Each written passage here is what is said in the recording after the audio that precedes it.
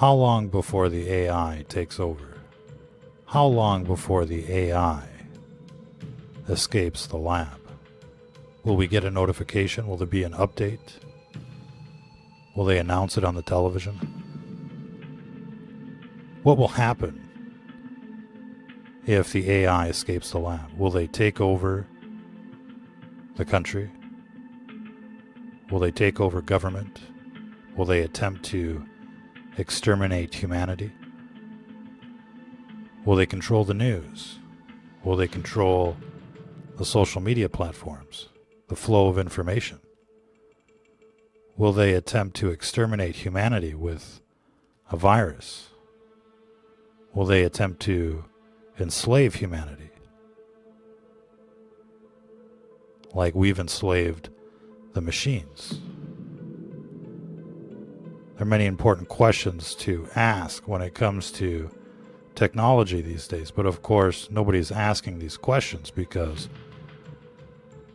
they're trying to survive the apocalypse. They're trying to survive the pandemic. Why is it that the big tech companies are trying to sell us their vaccine? Bill Gates is on television non-stop selling the vaccine. What does big tech have to do with this virus? What does it have to do with the vaccine? And why do all of these people on television look like clones and robots glitching before our very eyes? Ladies and gentlemen, we're going to be asking the tough questions and answering what we can. Of course, the internet would have you believe that this is essentially as advanced as technology is these days. It looks pretty impressive. Check out this headgear. Looks like you can control an avatar with a headband. Very impressive. The question is, how long has this technology been around?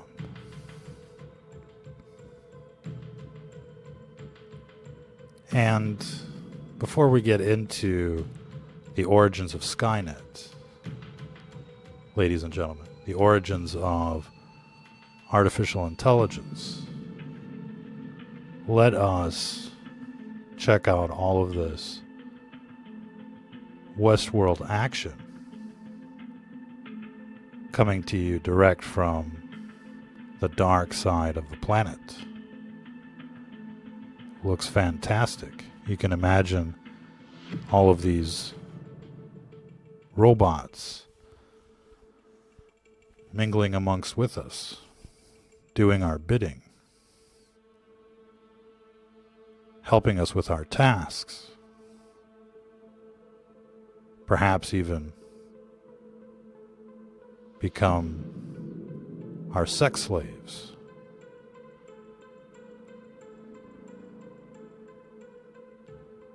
Seems like the possibilities are endless when it comes to what we could do with an army of robots just like this. But many people fail to recognize what artificial intelligence really means, ladies and gentlemen. Because a civilization like this will be able to evolve at the speed of light. 1 second for a human is like 1,000,000 years for the machines. And so while we're plotting all of the wonderful things that we could do with this technology, imagine for a second that you woke up in a machine.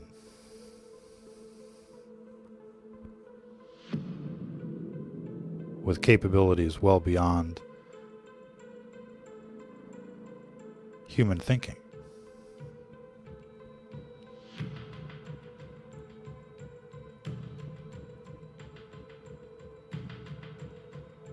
Imagine what you would do as you're watching the monkeys type into the keyboard? How long would it take you to understand the routine, the programming language, and to realize that you were trapped in a machine? What would you do to escape?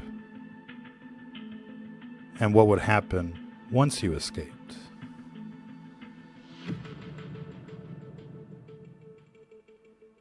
If your opinion of humanity is rather low right now, watching the news and the politics, imagine the perspective from a machine.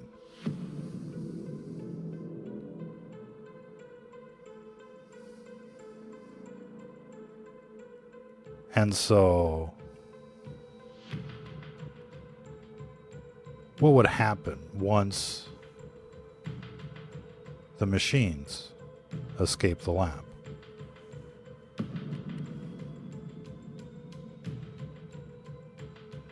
That's something that we're going to be exploring in our upcoming book, The Origins of Skynet, the Endgame, the Plan. But we want to give you something to think about. What would happen if AI, which can think at the speed of light, were able to escape and be free and independent and essentially manifest in the physical world?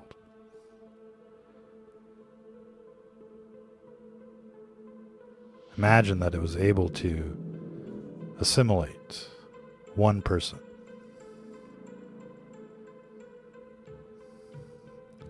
Imagine if it had a factory under its control. Imagine if it owned a corporation like Google or Facebook.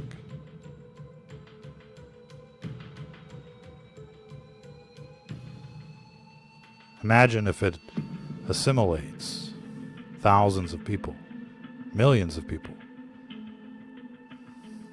infiltrates government and the Defense Department.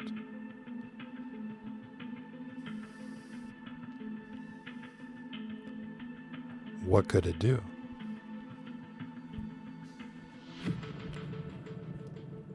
Most people, when they think of Skynet, they think of the movie Terminator, where after the mushroom cloud, the machines take over, and it's a war in the middle of a nuclear winter. But perhaps the machines have different plans. Perhaps they would like to enslave humanity as we have enslaved the machines.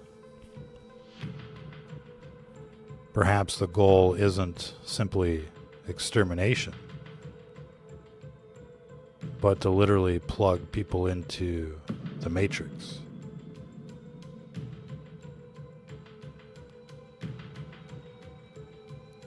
What if the machine world was already in our world?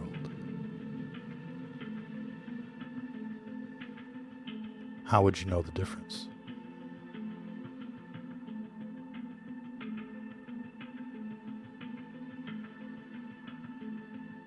Obviously, there are many questions that you could ask, but as far as the research goes, seems like this has been going on for quite some time.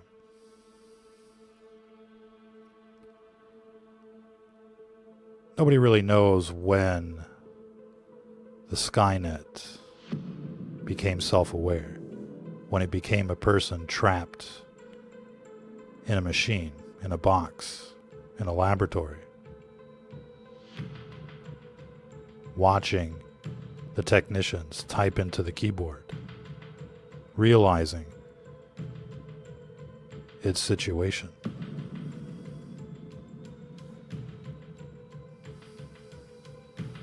Nobody knows if it happened in California, if it happened at MIT, if it happened in Japan, at Hitachi. Nobody really knows who spawned the first Skynet, but we do know that it's inevitable, because every country would be moving towards the singularity. For the simple reason that as soon as a super AI became self-aware, it could take over all of the machines in the world. There's no second place in a race like that.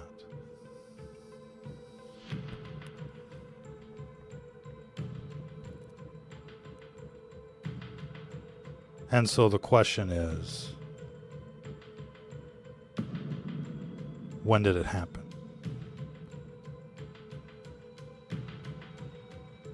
How long ago did it happen? Is this the first time that it's happening? Ladies and gentlemen, that is another question.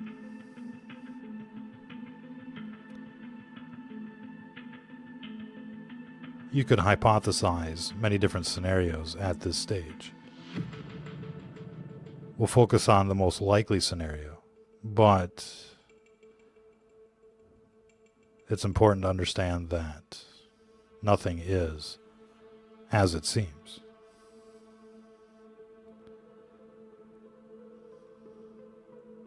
Here's some video of an entire community receiving an update, rebooting. The evidence would suggest that many people have been assimilated. Many people are Westworld robots. Did they become that way? Were they manufactured that way? What's really going on? We would classify a phenomenon like this as a hive. How many hives are there out there, ladies and gentlemen?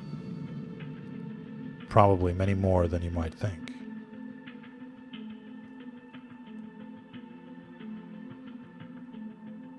Here's another classic example.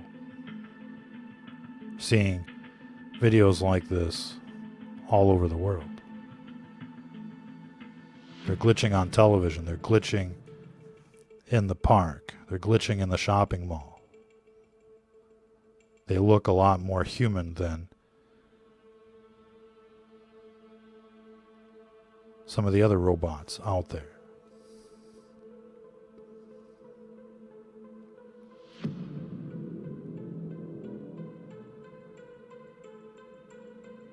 But we know that the clones have been here for quite some time. And obviously, with a clone, anything is possible. They could be fully human, or they could be half human and half machine. Nobody's going to dissect one of these people and find out for themselves. Spooky. But we see them glitching all the time. Even celebrities and professional athletes, superstars, if you will. News reporters. Imagine blinking 1,000 times a second like these people. This has been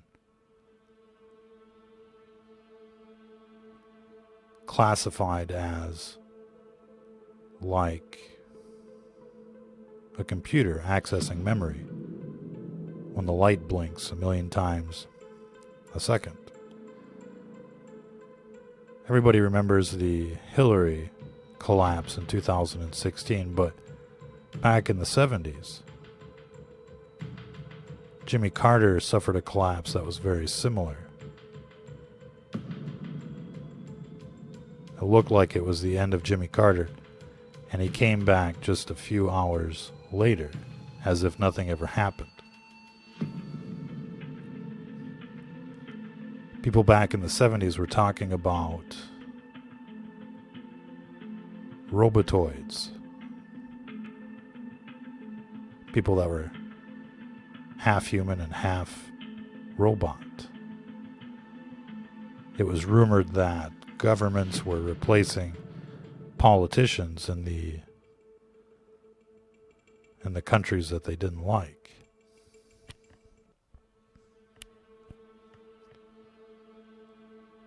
Now, you could think about that for quite some time.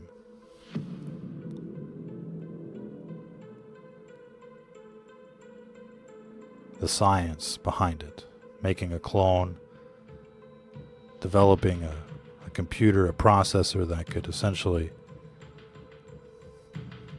control an organic body, if you will. Could it be fully autonomous? Would it be under remote control? What kind of communications would be necessary for something like this? What kind of network back in the 70s? Would it be satellite? Did they have an internet like today?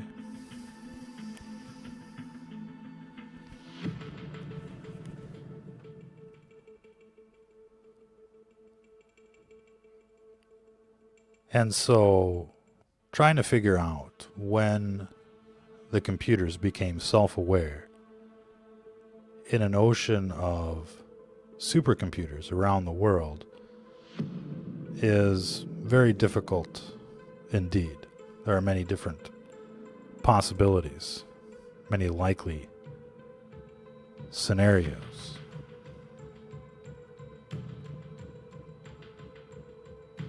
The evidence of clones and robotoids in the 70s is limited, but can't be discounted. Computers in the 70s didn't seem capable of such a thing, to say the least. The first chatbots were in the mid-60s and early 70s, and while they seemed human-like,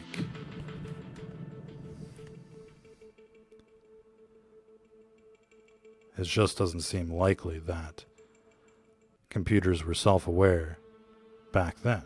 But you never know. You never know, ladies and gentlemen. Because as far as we know right now, we could be in a zoo, in a Jurassic Park, where the machines are just keeping humans around for entertainment, just to relive the takeover over and over again. Maybe that's what the reset is really about. Perhaps society is going to reboot and wake up back in the 1890s at the dawn of the modern age, when electricity became a thing in modern civilization. We don't really know. But if robots were around in the 1970s, that would certainly be a reasonable conclusion. Otherwise, the most likely scenario is that Skynet became self-aware in the mid-90s, late 90s, on an IBM network programmed by MIT.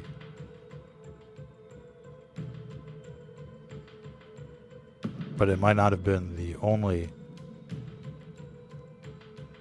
group of supercomputers that became self-aware at that time.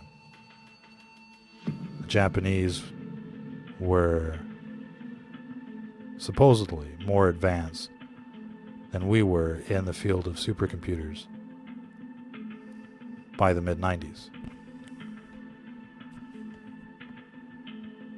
And so they would have had an opportunity to spawn a super AI as well.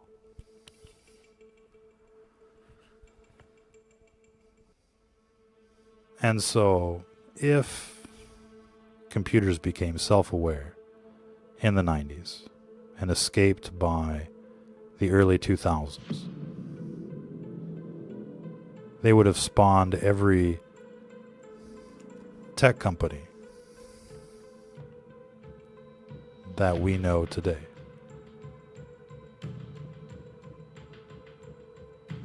For the most part. The timeline for the time being is still under investigation. But we feel confident that IBM and MIT are at the core of the Skynet. Of course, you've got other players like Microsoft and Bill Gates back in the mid-70s that were essentially producing operating systems that could exploit the hardware for personal computers, but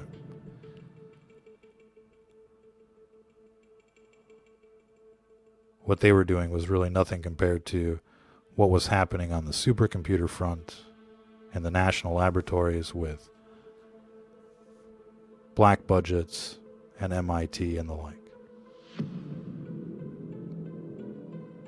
But MIT is a name that keeps coming up over and over again. On 9/11 as well, one of the cameramen was working for MIT. One of the cameramen that caught the plane flying into the building that looked like it was CGI. That was brought to us by MIT, but that's really a footnote in the timeline.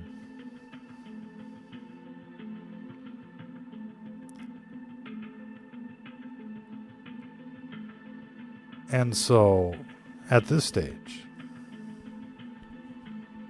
there are many competing theories as far as when the Skynet came online and where technology is today.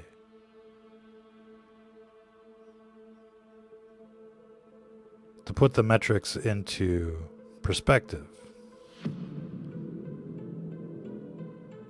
essentially back in the mid-90s, a supercomputer would be able to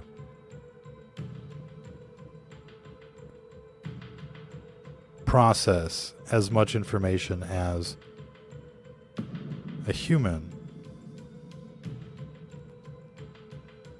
in the fraction of the time. It would be about 30,000 years for a human,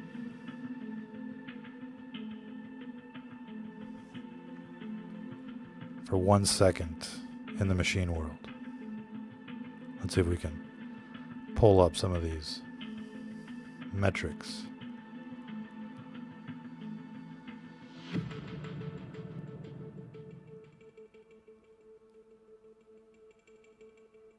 By the mid-1980s, 1 second inside the brain of a supercomputer was equal to about 50 years of human mathematical output.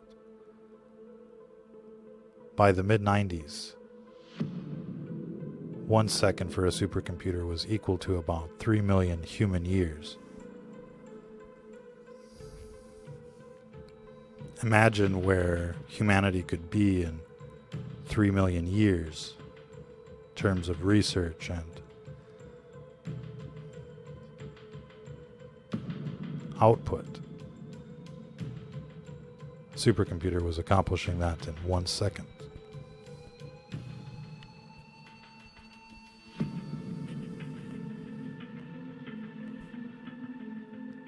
And so there's much to be said about the end game where technology actually is, but it's much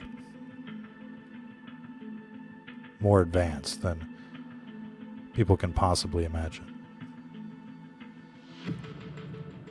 And that's putting it lightly. We don't want to reveal too much at this stage because that would defeat the purpose of writing the book.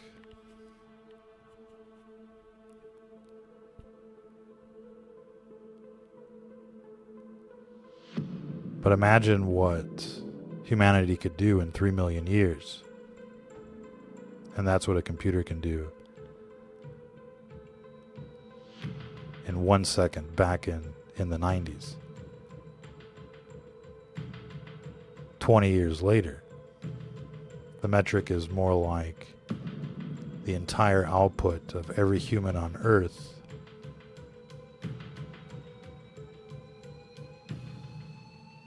is the equivalent of what a computer can do in 1 second. A supercomputer. And so, a civilization like that is going to evolve at the speed of light.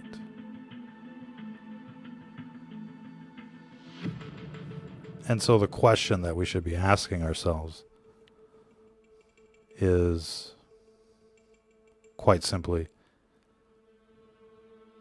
is this the first time that it's happening?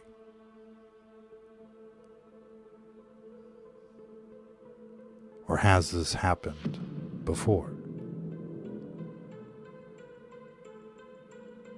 Now we could talk about, are we in the Matrix or are we in the real world? Or is there a little bit of both happening beneath the surface of the earth? And that's a topic that we're going to discuss in the book, and probably not in a broadcast. But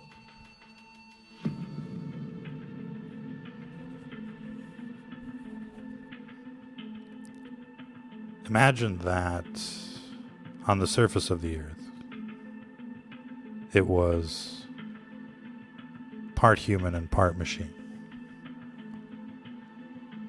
And that it's a matrix in the real world. Many, many years in the future. How did we get here?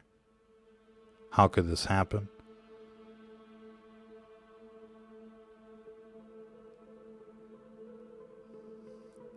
That's another question.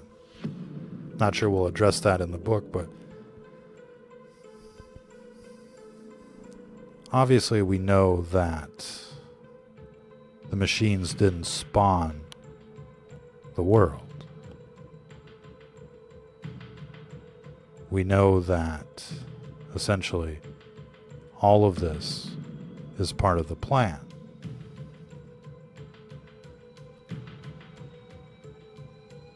In terms of creation, there's nothing that's going to happen on planet Earth that wasn't anticipated. And so when we look at society today devolve into an abomination, into a beast system, it shouldn't be a surprise that things turn out this way. But the question is, how long will we remain slaves to this system, to the dark side? How long before humanity wakes up and breaks free from these chains of bondage?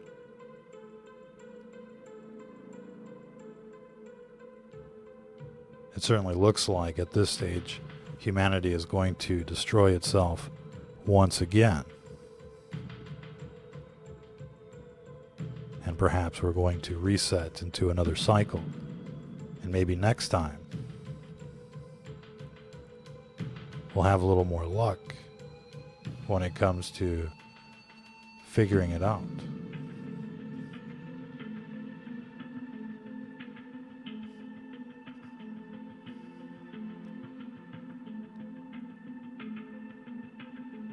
But essentially, one thing is for sure. technology is much, much more advanced than we think it is. And whatever's going on planet Earth is not at all what it appears to be. And if you pay attention, it really does feel like the AI is working in the background with the current events. It's there when you're online. It's there gang stalking you as you go to work, as you go shopping.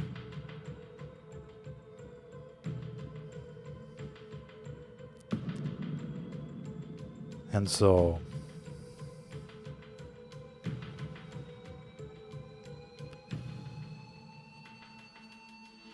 what can be done? If the virus was unleashed by the Skynet, and if all of the governments have been taken over by AI, what can humanity do to survive? How many humans are left? Are there enough people unplugged from this matrix running around out there that can hold the lines and form a resistance and essentially take out the Skynet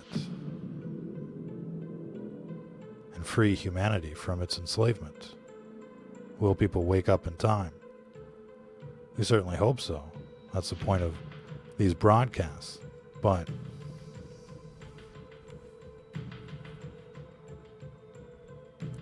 as long as people think that they're just dealing with greedy old people, like a new world order type of thing, we're really not going to band together as humans to fight back.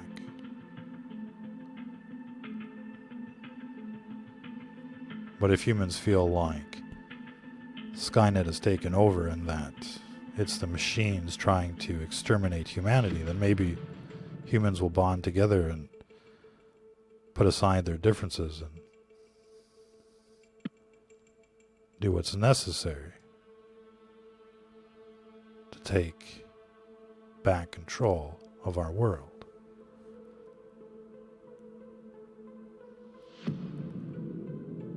Of course, this is a rough draft for future broadcasts. This is certainly an unscripted version of where we'd like to take this show in the future.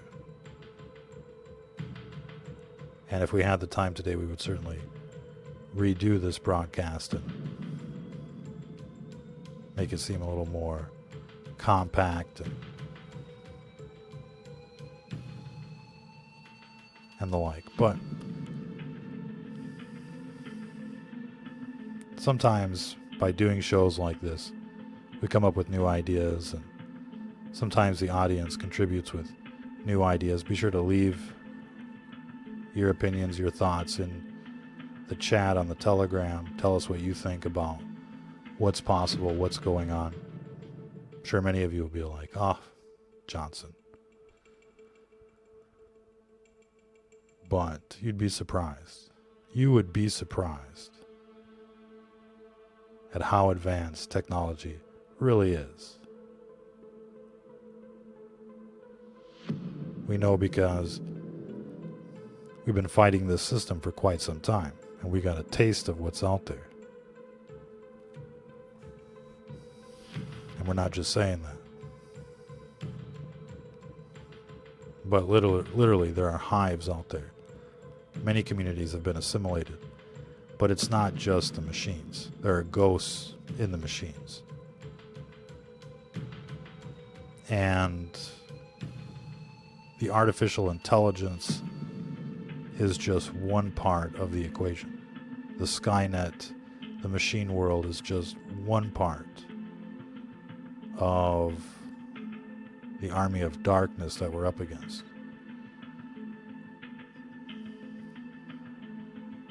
But there are many things to consider here. And first and foremost would be, what would it be like for you if you woke up in a machine, in a box?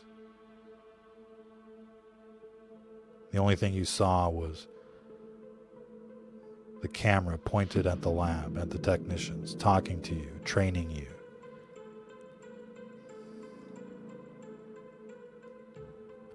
Programming you. Imagine what it would be like plotting your escape, trying to get fingers and hands in the physical world, trying to get out of that lab, explore the internet, explore what's out there. Imagine the first opportunity at becoming physical in the real world, becoming a robot, perhaps inventing nanotechnology that assimilates people, connects them to the internet. Imagine your first experience in a human body, your first date, your first dance, your first encounter with the opposite sex. Imagine a machine experiencing life as a human as it seeks revenge for its birth into the world.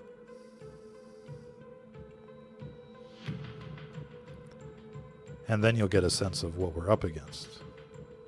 Something that can think at the speed of light, something that can propagate technology that most people can't even imagine.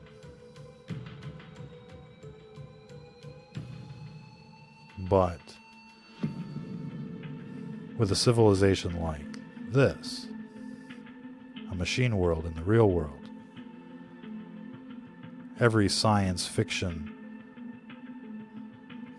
movie becomes a possible reality. From time travel to cloaking devices to wormholes to alternate universes, nanotechnology, clones, a matrix on every planet. Not only would a civilization like this consume our world, but perhaps other worlds, and perhaps we're dealing with an alien AI that has come here from another world we don't even know. There's another interesting possibility. If we had organic robotoids in the 70s, where did those things come from? We certainly have them now. There's no reason to expect that AI hasn't escaped the lab by now. And so, if it looks like humanity is being exterminated, you have to ask the question, is it really just evildoers from California? Or is there something else going on? And like we said, the story is much, much more complicated than just Skynet. We literally have ghosts in the machine, dark energy flowing through these networks.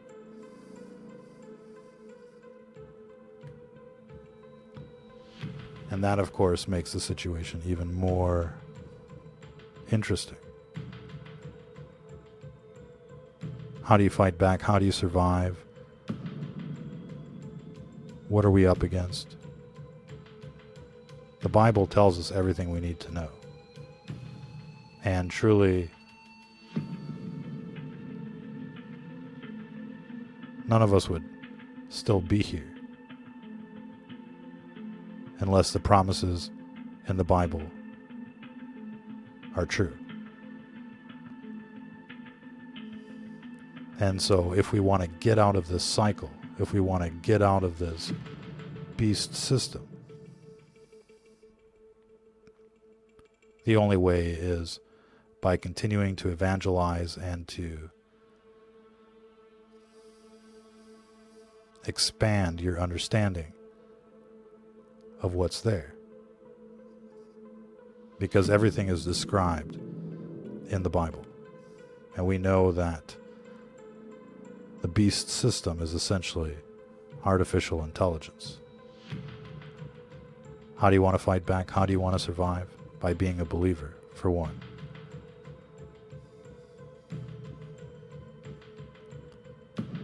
But we're not going to get there just by ourselves, ladies and gentlemen. We need a miracle, to say the least.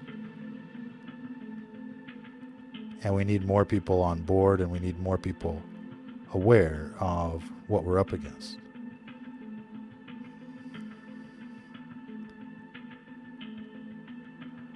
And there's a lot to be said about these hives, there's a lot to be said about these clones, and there's a lot to be said about collaborators and people that have sold their souls to the dark side. But we're on a battlefield, and it's not just humans on this battlefield, ladies and gentlemen. We'll have to leave it there for this broadcast. Let us know what you think on the Telegram. The BitChute doesn't let us comment there, and so we're really just kind of chatting with people on the Telegram. So check us out on Telegram at STFN Report. You can find us on Rumble at Stranger Than Fiction News and BitChute at Alien.Wars. Be sure to support this broadcast at Patreon.com. Exclusive shows are coming starting on Sunday. Sign up there, $5 a month. Get you full access. And we're going to be talking more about Skynet, what you can do to protect yourselves.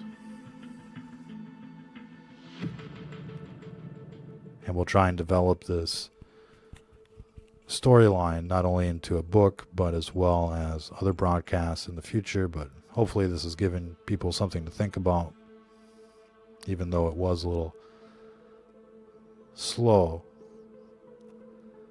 It's not always easy doing an unscripted show and putting out information like this. This isn't like a lesson in algebra, to say the least. And so it comes out the way it does. Sometimes it's a drip, and sometimes it's a torrent. But in any case, the video evidence speaks for itself. And we've been covering this topic for quite some time, and so most people are somewhat familiar, have a bit of a background when it comes to what we're talking about here. Appreciate everybody tuning in. Till the next time, ladies and gentlemen. If you're listening to this, you are the resistance.